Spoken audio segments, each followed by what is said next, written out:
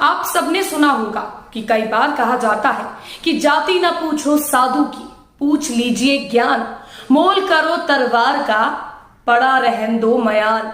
अर्थात सज्जन की जाति न पूछकर उसके ज्ञान को समझना चाहिए। तलवार का मूल्य होता है ना कि उसकी मयान का, उसे ढकने वाले खोल का। ये चंद लाइनें आज के दौर में एकदम सटीक बैठती हैं, क्योंकि सरकार को सिर्फ अपने साथियों का भला करना है, बाकी कोई कुछ भी करे उसे क्या।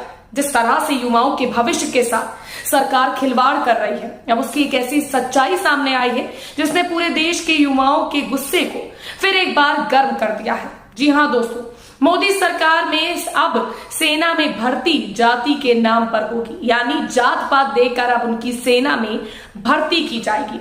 ये बात सुनकर आप हैरान ना होइए, ये सच है।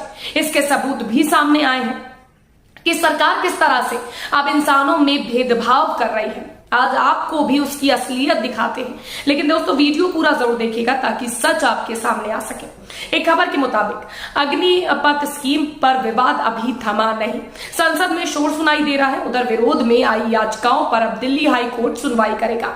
इस बीच सेना भर्ती में जाति प्रमाण पत्र का नया मामला गर्मा गया है। दरअसल विपक्ष सवाल खड़े कर रहा है कि भारत के इतिहास में पहली बार सेना भर्ती में जाति पूछी जा रही है। आम आदमी पार्टी के सांसद संजय सिंह ने हिंदी में जब से ट्वीट किया है, सोशल मीडिया पर तीखी प्रतिक्रियाएं आने लगी हैं। विवाद बढ़ता देख सरकार और भाजपा ने अपने स्तर पर स्पष्टीकरण दिया। सेना का बयान भी आया। हालांकि कास्ट सर्टिफिकेट और रिलीजियस सर्टिफिकेट को लाल रंग का निशान लगाते हुए स्क्रीनशॉट तेजी से शेयर किया जा रहा है। खुद भाजपा के सांसद वरुण गांधी ने सरकार पर सवाल खड़े किए। बीजेपी सांसद से लेकर विपक्ष तक सब इस मामले को जोरों पर उठा रहे हैं। सबसे पहले बीजेपी सांसद का जो ट्वीट है वो आपको दिखाते हैं कि उन्होंने क्या कुछ लिखा है, जान लेते हैं। सेना में किसी भी तरह का कोई आरक्षण नहीं है, पर अग्निपथ की भर्तियों में जाति प्रमाण पत्र मांगा जा रहा है।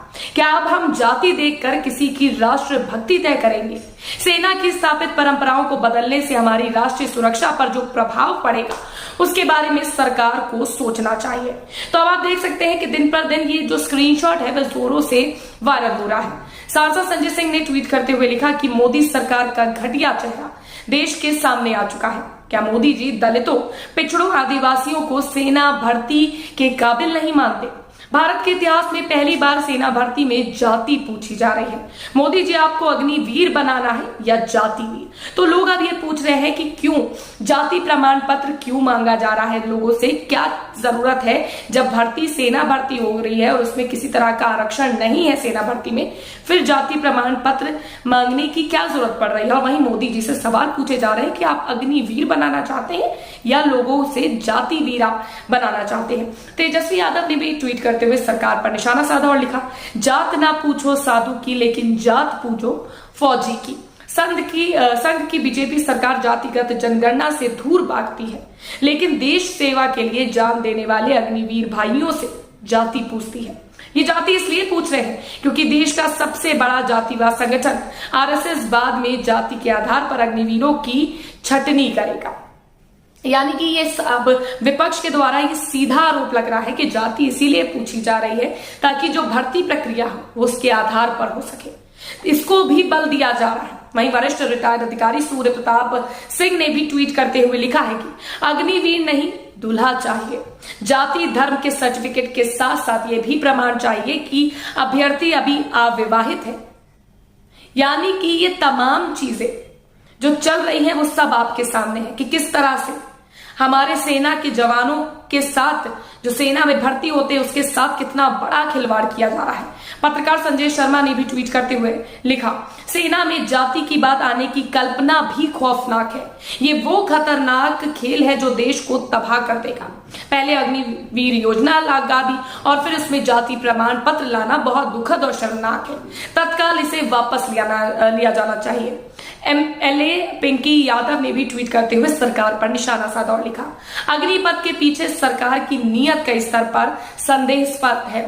पूंजीपति मित्रों के लिए सेना का इस्तेमाल करके सुरक्षा गार्ड तैयार करवाने के अलावा समाज को तोड़ना भी एक एजेंडा हो सकता है।